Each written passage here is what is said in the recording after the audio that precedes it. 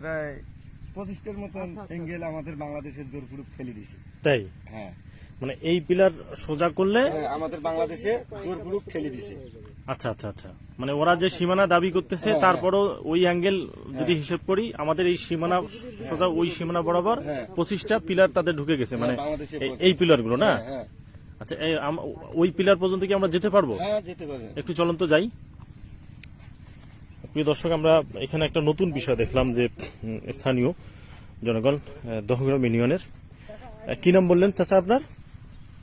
মোহাম্মদ ফজলুল ইসলাম ভাই আমাদের পিলার থেকে আরেক পিলারের উনি চিত্র দেখাচ্ছে, বলতেছে যে এখানে যে সীমানাটা দেওয়া হয়েছে এই সীমানার তাদের সীমানার অনেক পিলার, মানে এই অ্যাঙ্গেলগুলো যেগুলো তারা এখানে গেঁথেছে, এই অ্যাঙ্গেল 20 থেকে 25টা অ্যাঙ্গেল আমাদের সীমানার ভিতরেও ঢুকে পড়েছে। আমি জানি না বিষয়টা, উনি ওনার জায়গা থেকে দেখানোর চেষ্টা করছে, আমরা বিষয়টা গণমাধ্যমে তোলার চেষ্টা করছি। যদি এমনটা হয়ে থাকে তাহলে এই বিষয়টা আসলে দ্রুত দেখা দরকার। ওই যে পিলারটা না, সামনে পিলার।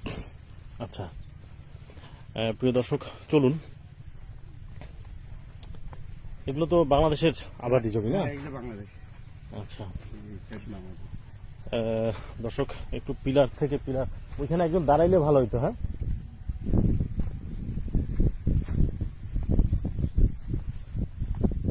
আসলে তো বাঁকা হয়ে গেছে। হ্যাঁ, ওইটা পিলার দেখবো না, এইটা পিলার, এই পিলার থেকে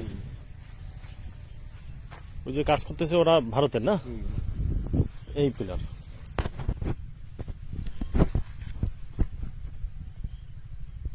এই পিলার থেকে ওই পিলার।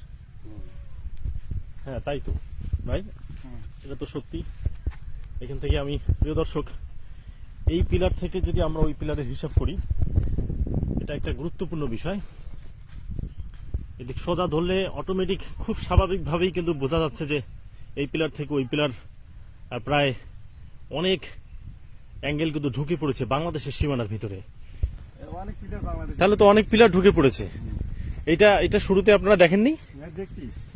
বিজেপিকে বলেননি এই সময়? তারা কিছু বলেনি এই সময়? এরা তো অ্যাঙ্গেল তো অনেক ভিতরে ঢুকে পড়ছে।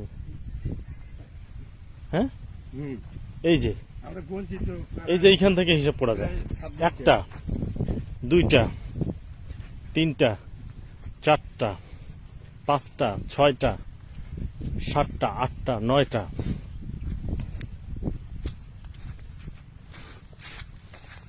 10টা 11টা 12টা 13টা 14টা, মিনিমাম আপনার হিসেবে 25টা, আমার হিসেবে মিনিমাম 15টা। বুঝছেন, আমার হিসেবে মিনিমাম এইখান থেকে ধরা যায়, এই যে 15-16টা এই পিলার থেকে। এই পিলার একটু অ্যাঙ্গেলে ঢুকে পড়ছে। এই পিলার থেকে আমরা ওই পিলার যদি করি, অনেকগুলো ভিতরে ঢুকে পড়েছে সোজা, কারণ আপাতত ভিতরে করছে তারা। আবাদ আগ থেকে মনে করেন যে আমরা বাপদাদার আমল থেকে এইভাবে ছিল, এইভাবে আবাদ করে খাইতো। কিন্তু অনেক অনেক সাইডে পিলার থেকে পিলারেই যে জায়গা আমাদের আগে একটু জমি আমাদের ভারতের পাশে ছিল, ওরা মনে করেন পিলার থেকে পিলার সোজা করে বাইর করে নিয়ে নিয়েছিল। আমরা কিন্তু নেই, আমরা আছে এইভাবে। হ্যাঁ, সেটাই তো, পিলার থেকে পিলার সোজা করলে জমি আমাদের বাংলাদেশে। তার মানে ওরা এতদিন আবাদও আমাদের বাংলাদেশে করছে। হ্যাঁ, কিছু আবাদ এখানে মোটামুটি লম্বা হিসাব করলে 1-1.5-2 শতকের মতো হবে। হ্যাঁ,